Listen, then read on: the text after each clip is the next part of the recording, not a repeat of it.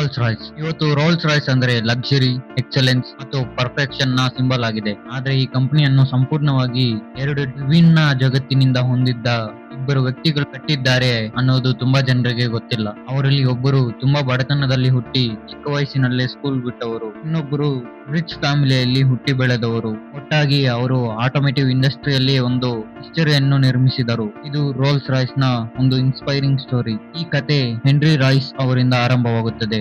ಇವರು ಒಂದು ಬಡ ಕುಟುಂಬದಲ್ಲಿ 1863ರಲ್ಲಿ ಹುಟ್ಟಿದರು. ಅವರು ಚಿಕ್ಕ ವಯಸ್ಸಿನಲ್ಲಿ ಅವರ ತಂದೆ ತೀರಿಕೊಂಡರು. ಅದರಿಂದ ಇವರಿಗಿರುವ ಫೈನಾನ್ಷಿಯಲ್ ಪ್ರಾಬ್ಲಮ್ಸ್ ಗಳಿಂದ ಅವರು ಚಿಕ್ಕ ವಯಸ್ಸಿನಲ್ಲೇ ಸ್ಕೂಲ್ ಬಿಡಬೇಕಾಯಿತು. ಆದ್ರೂ ಸಹ ಹೆನ್ರಿ ರಾಯ್ಸ್ ಅವರಿಗೆ ಕಲಿಯುವುದು ಅಂದ್ರೆ ತುಂಬಾ ಆಸಕ್ತಿ ಇತ್ತು. ಅವರಿಗೆ ಚಾನ್ಸ್ ಸಿಕ್ಕಿದಾಗೆಲ್ಲ ಮಿಷನರಿ, ಇಂಜಿನಿಯರಿಂಗ್ ಮತ್ತು ಮ್ಯಾನುಫ್ಯಾಕ್ಚರಿಂಗ್ ಬಗ್ಗೆ ಓದುತ್ತಿದ್ದರು. ಅವರ ವರ್ಷಗಳ ಹಾರ್ಡ್ ವರ್ಕ್ ನಂತರ ಅವರು ಎಲೆಕ್ಟ್ರಿಕಲ್ ಎಕ್ವಿಪ್ಮೆಂಟ್ ಮತ್ತು ಕ್ರೇನ್ಸ್ ತಯಾರಿಸುವ ಒಂದು ಇಂಜಿನಿಯರಿಂಗ್ ಬಿಸ್ನೆಸ್ ಅನ್ನು ಸ್ಟಾರ್ಟ್ ಮಾಡಿದರು. ಹೆನ್ರಿ ರಾಯ್ಸ್ ಅವರು ಯಾವುದೇ ಆವರೇಜ್ ಕ್ವಾಲಿಟಿ ಇರುವ ಪ್ರಾಡಕ್ಟ್ ನೋಡಿದಾಗ ಇದನ್ನು ಇನ್ನೂ ಬೆಟರ್ ಆಗಿ ಮಾಡಬಹುದಾಗಿತ್ತು ಎಂದು ಅವರು ನಂಬುತ್ತಿದ್ದರು. ಆ ನಂಬಿಕೆಯೇ ಮುಂದೆ ಆಟೋಮೋಟಿವ್ ಹಿಸ್ಟರಿಯನ್ನೇ ಬದಲಾಯಿಸಿತು. 1900ರ ಆರಂಭದಲ್ಲಿ ಕಾರ್ಸ್ ಗಳನ್ನು ಹೆಚ್ಚು ಜನ ಖರೀದಿ ಮಾಡುತ್ತಿರಲಿಲ್ಲ. ಒಂದು ದಿನ ರಾಯ್ಸ್ ಒಂದು ಕಾರ್ ಖರೀದಿಸಿದರು. ಆದರೆ ಅದರ ಪರ್ಫಾರ್ಮೆನ್ಸ್ ಮತ್ತು ಕ್ವಾಲಿಟಿ ನೋಡಿ ಅವರಿಗೆ ತುಂಬಾ ಬೇಸರವಾಯಿತು. ಸಾಮಾನ್ಯವಾಗಿ ಯಾರಾದರೂ ಕಂಪ್ಲೇಂಟ್ ಮಾಡುತ್ತಿದ್ದರು, ಆದರೆ ರಾಯ್ಸ್ ಬೇರೆ ರೀತಿಯಲ್ಲಿ ಯೋಚಿಸಿ ಇದಕ್ಕಿಂತ ಬೆಟರ್ ಕಾರ್ ನಾನೇ ಯಾಕೆ ನಿರ್ಮಿಸಬಾರದು ಎಂದು ಹೇಳಿ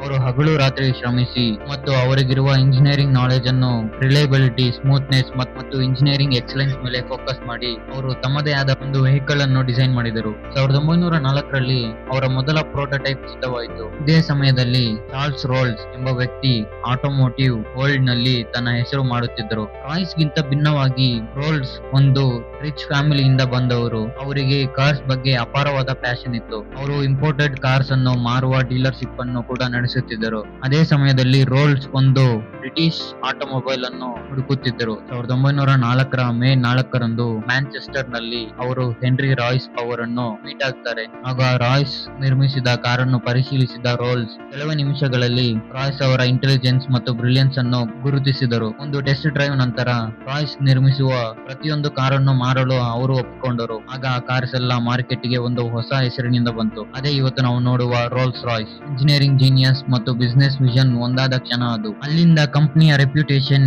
ಹೆಚ್ಚಾಗುತ್ತಿತ್ತು. ಆದರೆ 1910ರಲ್ಲಿ ಒಂದು ಘಟನೆ ಸಂಭವಿಸಿತು. ಚಾರ್ಲ್ಸ್ ರೋಲ್ಸ್ ಒಂದು ಏರ್ ಕ್ರಾಫ್ಟ್ ಆಕ್ಸಿಡೆಂಟ್ ಅಲ್ಲಿ ಮೃತಪಟ್ಟರು. ಅದು ಕಂಪನಿಗೆ ಒಂದು ದೊಡ್ಡ ಶಾಕ್ ಆಗಿತ್ತು. ಫೌಂಡರ್ಸ್ ಗಳಲ್ಲಿ ಒಬ್ಬರು ಇನ್ನಿರಲಿಲ್ಲ. ತುಂಬಾ ಕಂಪನೀಸ್ ಇಂತಹ ಪರಿಸ್ಥಿತಿಯಲ್ಲಿ ಕುಸಿದು ಬಿಡುತ್ತವೆ. ಆದ್ರೆ ಹೆನ್ರಿ ರಾಯ್ಸ್ ತಮ್ಮ ಪರ್ಫೆಕ್ಷನ್ ಮೇಲಿನ ಫೋಕಸ್ ಅನ್ನು ಬಿಡಲಿಲ್ಲ. ಅವರು ಕಂಪನಿಯನ್ನು ಮುಂದೆ ನಡೆಸಿದರು.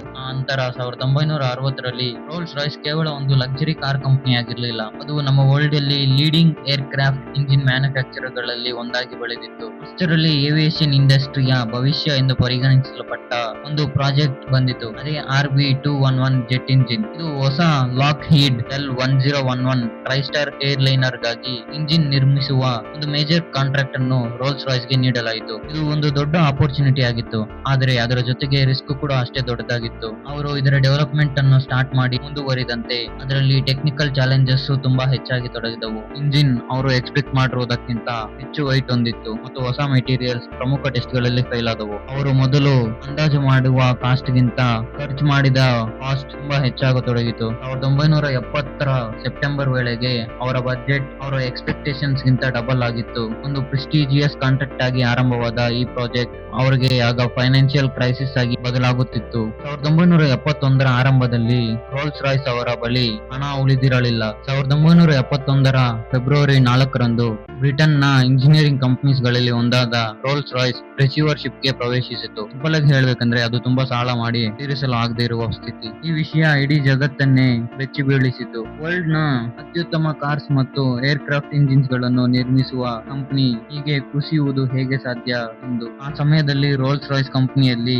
16,000 ಜನ ಕೆಲಸ ಮಾಡುತ್ತಿದ್ದರು. ಆ ಸಮಯದಲ್ಲಿ ಬ್ರಿಟನ್ ನ ಎಕಾನಮಿ ಮತ್ತು ಡಿಫೆನ್ಸ್ ಇಂಡಸ್ಟ್ರಿಗೆ ಅತ್ಯಂತ ಪ್ರಮುಖವಾಗಿತ್ತು. ಸುಮಾರು ಜನ ರೋಲ್ಸ್ ರಾಯ್ಸ್ ನ ಕತೆ ಇಲ್ಲಿಗೆ ಮುಗಿಯಿತು ಎಂದು ಭಾವಿಸಿದರು. ಆದರೆ ಬ್ರಿಟಿಷ್ ಗವರ್ನಮೆಂಟ್ ಗೆ ರೋಲ್ಸ್ ರಾಯ್ಸ್ ಅನ್ನು ಕಳೆದುಕೊಳ್ಳುವುದು ಇಷ್ಟವಿರಲಿಲ್ಲ. ಕಂಪನಿಯನ್ನು ಮುಚ್ಚುವುದಕ್ಕೆ ಬದಲು ಗವರ್ನಮೆಂಟ್ ಮಧ್ಯ ಪ್ರವೇಶಿಸಿತು. ಏರೋಸ್ಪೇಸ್ ಬಿಸಿನೆಸ್ ಅನ್ನು ನ್ಯಾಷನಲೈಸ್ ಮಾಡಿ, ಅಂದ್ರೆ ಗವರ್ನಮೆಂಟ್ ಹ್ಯಾಂಡ್ ಓವರ್ ಮಾಡಿಕೊಂಡು ರೋಲ್ಸ್ ರಾಯ್ಸ್ ಲಿಮಿಟೆಡ್ ಎಂಬ ಹೊಸ ಕಂಪನಿಯನ್ನು ಕಂಪನಿಯನ್ನು ಸ್ಥಾಪಿಸಲಾಯಿತು. ಆಗ ಅವರ ಗೋಲ್ ತುಂಬಾ ಸಿಂಪಲ್ ಆಗಿತ್ತು. ಅವರ ಟೆಕ್ನಾಲಜಿಯನ್ನು ಉಳಿಸಬೇಕು, ಜಾಬ್ಗಳನ್ನು ಉಳಿಸಬೇಕು ಮತ್ತು ಬ್ರಿಟಿಷ್ ಇಂಜಿನಿಯರಿಂಗ್ ನ ಗೌರವವನ್ನು ಉಳಿಸಬೇಕು. ಇದರಿಂದ ಕಂಪನಿ ತನ್ನ ರಿಕವರಿ ಮೇಲೆ ಸಂಪೂರ್ಣ ಫೋಕಸ್ ಮಾಡಲು ಸಾಧ್ಯವಾಯಿತು. ಬ್ಯಾಂಕ್ರಪ್ಟ್ ಆದ ಬಹುತೇಕ ಕಂಪನೀಸ್ ಮತ್ತೆ ಎದ್ದು ನಿಲ್ಲುವುದಿಲ್ಲ, ಆದ್ರೆ ರೋಲ್ಸ್ ರಾಯ್ಸ್ ಕಂಪನಿ ಅದಕ್ಕೆ ವಿರುದ್ಧವಾಗಿ ನಿಂತಿದೆ. ಇಂಜಿನಿಯರ್ಸ್ ಮತ್ತೆ ಕೆಲಸಕ್ಕೆ ಬಂದರು. RB-1-11 ಪ್ರಾಜೆಕ್ಟ್ ನ ಉಳಿದ ಟೆಕ್ನಿಕಲ್ ಪ್ರಾಬ್ಲಮ್ಸ್ ಗಳನ್ನು ಸಾಲ್ವ್ ಮಾಡಲು ಸ್ಟಾರ್ಟ್ ಮಾಡಿದರು. ಲಾಕ್ಹೀಡ್ ಜೊತೆ ಮಾಡಿರುವ ಕಾಂಟ್ರಾಕ್ಟ್ ಬಗ್ಗೆ ಮತ್ತೆ ಮಾತುಕತೆ ನಡೆಸಲಾಯಿತು. ಕೊನೆಗೆ ಅವರು ಇಂಜಿನ್ ಅನ್ನು ಮುಗಿಸಿ ಅದಕ್ಕೆ ಸರ್ಟಿಫಿಕೇಶನ್ ಕೂಡ ಪಡೆದರು. ರೋಲ್ಸ್ ರಾಯ್ಸ್ ಅನ್ನು ಬಹುತೇಕ ನಾಶ ಮಾಡಿದ್ದ ಅದೇ ಇಂಜಿನ್ ಇತಿಹಾಸದ ಅತ್ಯಂತ ಯಶಸ್ವಿ ಏರ್ ಕ್ರಾಫ್ಟ್ ಇಂಜಿನ್ ಫ್ಯಾಮಿಲೀಸ್ ಗಳಲ್ಲಿ ಒಂದಾಗಿದೆ. ಈ RB-211 ಮುಂದೆ ರೋಲ್ಸ್ ರಾಯ್ಸ್ ನ ಭವಿಷ್ಯದ ಇಂಜಿನ್ಸ್ ಗಳಿಗೆ ಒಂದು ಫೌಂಡೇಶನ್ ತರ ಆಯಿತು. 1972ರ ಕೊನೆಯ ವೇಳೆಗೆ ಇದರ ಕಂಪನಿ ಸ್ಥಿತಿ ಸುಧಾರಿಸಿಕೊಂಡಿತು. ರೋಲ್ಸ್ ರಾಯ್ಸ್ ಮತ್ತೆ ತನ್ನ ಕಾಲಿನ ಮೇಲೆ ನಿಂತಿತು. ಹಲವಾರು ವರ್ಷಗಳ ಪುನರ್ ನಿರ್ಮಾಣದ ನಂತರ ರೋಲ್ಸ್ ರಾಯ್ಸ್ 1887ರಲ್ಲಿ ಏರೋಸ್ಪೇಸ್ ಬಿಸಿನೆಸ್ ಪ್ರೈವೇಟೈಸೇಷನ್ ಮೂಲಕ ಅದು ಗವರ್ನಮೆಂಟ್ ಇಂದ ಪ್ರೈವೇಟ್ ಸೆಕ್ಟರ್ ಗೆ ಮತ್ತೆ ಮರಳಿತು. ತುಂಬಾ ಕಂಪನೀಸ್ ತಮ್ಮ ಸಕ್ಸಸ್ ಗಳಿಗಾಗಿ ನೆನಪಿನಲ್ಲಿ ಉಳಿಯುತ್ತವೆ, ಆದ್ರೆ ರೋಲ್ಸ್ ರಾಯ್ಸ್ ಅದರ ಸಕ್ಸಸ್ ಮತ್ತು ಫೇಲ್ಯೂರ್ ಎರಡನ್ನೂ ಎದುರಿಸಿ ಬದುಕುಳಿದಕ್ಕಾಗಿ ನೆನಪಲ್ಲಿ ಉಳಿದಿದೆ. ಇವತ್ತಿಗೂ ಸಹ ತುಂಬಾ ಜನರು ರೋಲ್ಸ್ ರಾಯ್ಸ್ ನೋಡಿದಾಗ ಲಕ್ಸುರಿಯನ್ನೇ ನೋಡುತ್ತಾರೆ, ಆದ್ರೆ ನಿಜವಾದ ಸ್ಟೋರಿ ಅಂದ್ರೆ ಪಾವರ್ಟಿಯಿಂದ ಬಂದ ಒಬ್ಬ ಹುಡುಗನ ಕತೆ, ಜೀನಿಯಸ್ ಅನ್ನು ಗುರುತಿಸಿದ ಒಬ್ಬ ಬಿಸಿನೆಸ್ ಮ್ಯಾನ್ ನ ಕತೆ. ಇದು ಎಕ್ಸಲೆನ್ಸ್ ಬಗ್ಗೆ ಒಂದು ವಿಷನ್ ಹೊಂದಿದ್ದ ಇಬ್ಬರು ವ್ಯಕ್ತಿಗಳ ಕತೆ. ರೋಲ್ಸ್ ರಾಯ್ಸ್ ಸ್ಥಾಪಿಸಿ ಇವತ್ತಿಗೆ ಸುಮಾರು 100 ವರ್ಷಗಳಿಗಿಂತ ಹೆಚ್ಚಾಗಿದೆ. ಆದ್ರೂ ಸಹ ರೋಲ್ಸ್ ರಾಯ್ಸ್ ಇಂದಿಗೂ ವಿಶ್ವದ ಅತ್ಯುತ್ತಮ ಬ್ರ್ಯಾಂಡ್ ಗಳಲ್ಲಿ ಒಂದಾಗಿದೆ.